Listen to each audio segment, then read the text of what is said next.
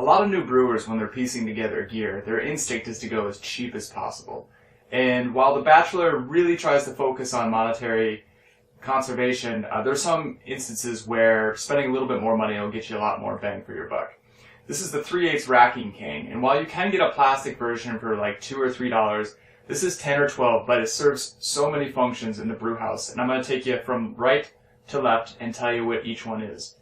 First, assuming if this were the boil kettle and this were hot, the combination of the T-ball strainer, the racking cane, the clip, and the high temperature silicone hose, if this were hot, you'd snake this down in there and you would start your siphon if you wanted to do a no chill in a keg or a wind pack.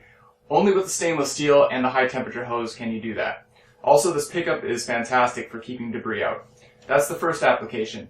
If you go here on the cold side, assuming this were fermented beer, and you want to transfer to a keg or 2 bottles, it serves the same purpose. With the stainless steel ball, the racking cane, and the clip, it keeps stationary here while you pick up clean beer to transfer to your keg or your bottles. That's application 2. And application 3 comes from Homebrew Talk, a fellow named Beer Muncher on the forums. He invented a beer gun. Normally, you'd have to spend $60, $70 to get a counterflow pressure beer gun, but this one he devised with, again, the 3/8 racking cane. Up here is a number 2 drilled stopper, and here is a picnic tap.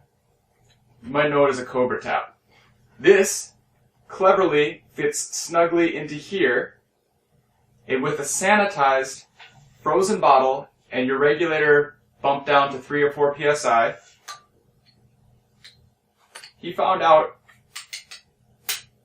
that with the bung, when you flip this open, it'll build pressure.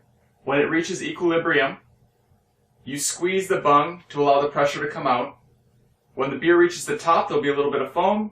You pull this out, you throw a cap on top, and you crimp it. And this is, you want to use this in instances where you normally keg beer, but you want to maybe send one away for competition or give some for gifts.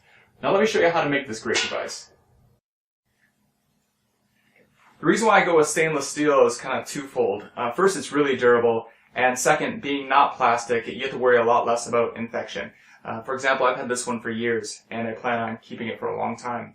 There are a couple of modifications that we need to do to use this hardware. The first is cutting out a little notch here and kind of giving it a V. And something to consider is that you want to make the V going away from this little hook here, and I'll explain. When in the kettle, you want to pull the cleanest wort, and that's going to be on the wall of the kettle, and this kind of acts as a shield.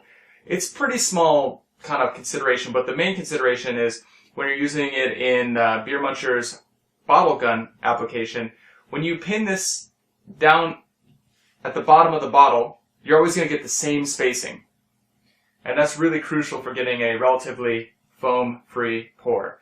So again, you can cut this with a hacksaw quite easily, or an angle grinder, and you can take the burrs off. I rub mine against a brick, actually, to take the burrs off, but you could use sandpaper, too. Okay, now that that's finished, slide your number 2 bung up here. You can keep that on the racking cane, just so you don't lose it. And the last thing is the pickup. Stainless steel T-ball. I picked this up at the dollar store for about $1, ironically. And you can use any size, but I recommend going smaller so that you can keep that racking cane up against the wall of the kettle. Take your T-ball and take a razor blade or a box cutter and start an incision.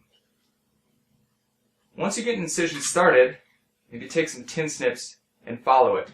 Don't overdo it. The goal is to make it just barely penetrable by the tip of this. If you overdo it, it's going to be sloppy on here. So our goal is to kind of make a cross or an X, and just large enough that we can work this in.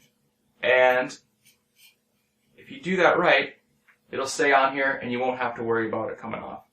So those are the 3 applications that we use for the 3/8 stainless steel racking cane. And please, if you heed one piece of advice, don't skimp on this. Get this one and don't get the plastic one, and you'll be happy for quite some time.